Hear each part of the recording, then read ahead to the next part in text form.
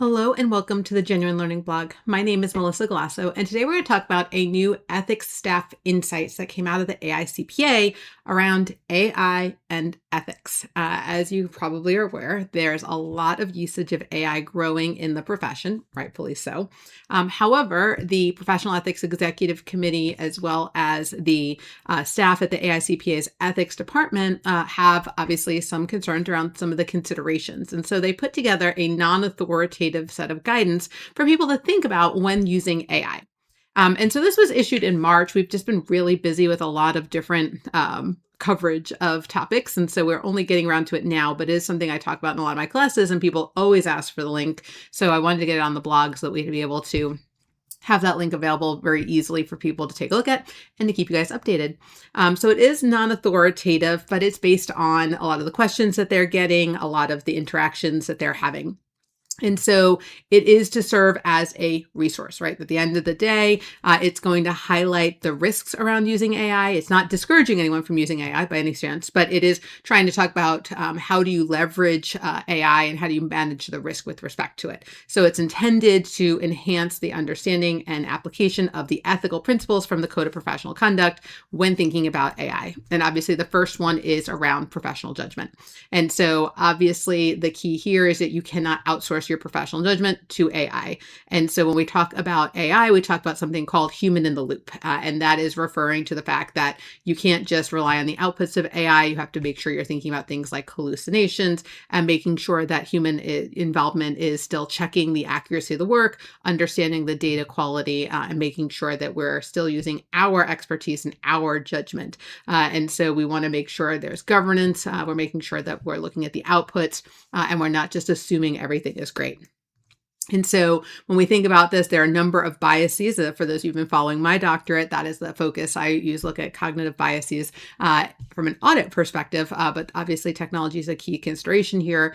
And so some of the biases that you need to remember, automation bias, where people tend to outsource and say, hey, anything comes out of there must be correct, right? And said, even when human reasoning says that doesn't make sense, they tend to over rely on the automation or the computer. Overconfidence, putting too much trust, believing that AI is, the cure to all problems. And then anchoring can skew information. I did a lot of work in my dissertation on looking at this particular bias and anchoring. And when you have that information, if you constantly look at everything with comparison to it. And so having that information that comes out of AI, is it skewing your ultimate outcomes? In addition to our kind of professional judgment, there's also the general standards rule that says you should only do things that you are competent. So you can't say, well, I don't know anything about this, but AI will help me, right? That's not appropriate. You should only take on services that you can do based on your professional competence and not AI. And same thing with due professional care. When you're performing services, you have to exercise that due professional care. And so you can't outsource everything to AI and just hope for the best. So obviously, when we're thinking about gaining competence, obviously conducting additional research, consulting, getting training on the topic, making sure that you're compliant with the standard, particularly the audit standards. ASEC has been working on an AI-specific topic for a while now, and then understanding AI systems as part of this. So AI can actually enhance the work that we do from both an efficiency perspective, but also potentially a quality perspective. But we need to make sure that we understand how it works, what the how to use it appropriately. So there is a nice Q&A in 400.02 on using the output of technology. And so if you haven't taken a look at that, we've used it for things outside of AI before, but now specifically with this little bit of a reminder here. In addition, obviously, when we're handling confidential information, we have two considerations. The first one is from employment, which applies to those who are in public practice as well as members who are in business and industry. When you're getting this information that's related to your company or your firm, obviously, you're not allowed to disclose confidential information that you have as part of your employment.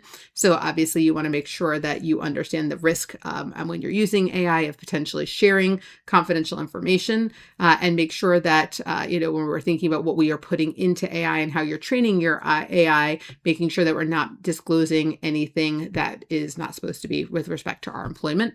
And then for those of you who work in public practice, you also have to think about client confidential information and not disclosing it. So before you enter things into AI, you need to think about, does this meet the definition of client confidential information?